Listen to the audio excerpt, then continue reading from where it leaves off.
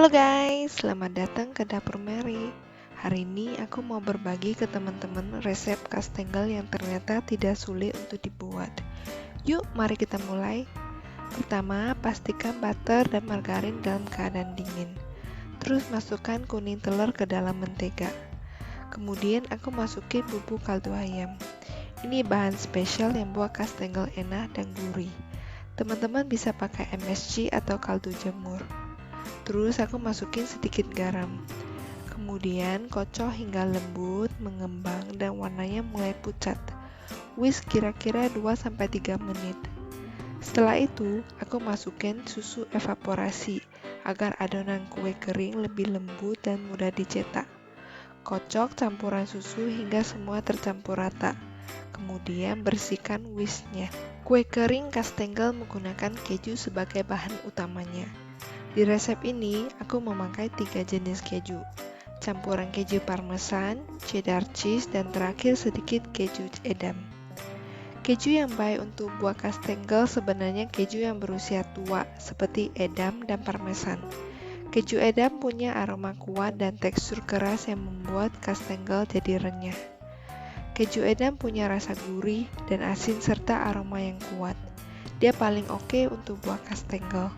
Cuma karena harganya lumayan mahal, jadi aku kurangin dikit takarannya dan aku memakai lebih banyak keju parmesan dan keju cheddar.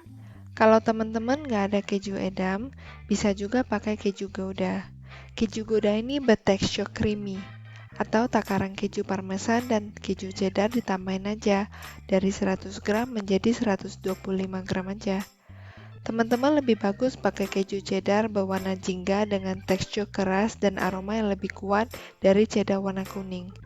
Biasanya keju cheddar ini jadi bahan campuran adonan karena rasanya yang ngeju banget. Kemudian pelan-pelan tambahin tepung terigu dan aduk masuk ke dalam adonannya. Teman-teman bisa langsung pakai tangan aja biar lebih gampang aduk.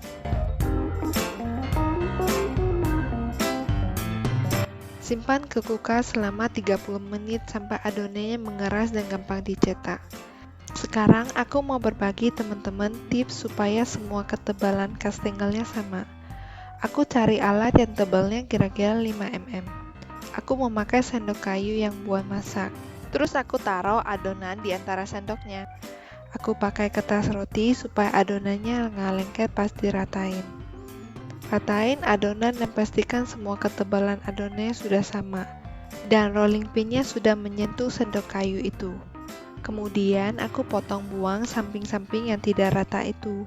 Jadi lebih gampang buat potong ukuran kastengel yang kita mau.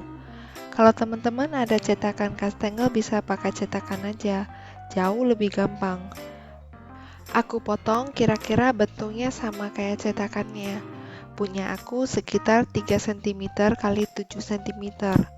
Teman-teman bisa juga potong bentuk lingkaran, bentuk bulan, bentuk apa aja yang teman-teman suka.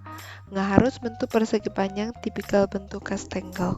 Kemudian aku transfer ke loyang yang sudah aku alasi dengan kertas roti, supaya kastengelnya tidak lengket ke loyangnya.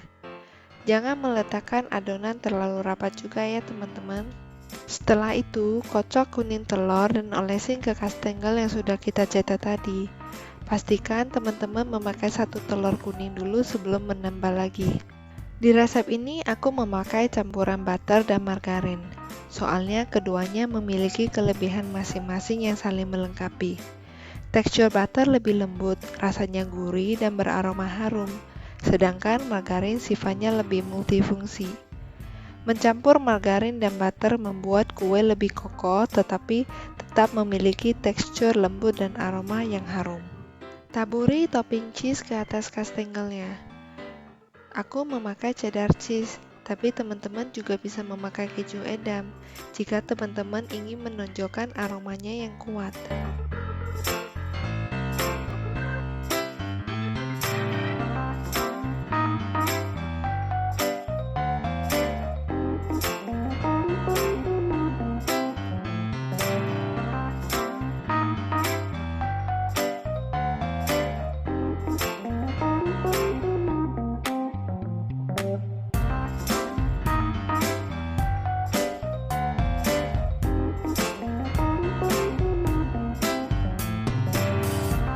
Panggang dengan panas oven 150 derajat Celcius selama kurang lebih 20 menit.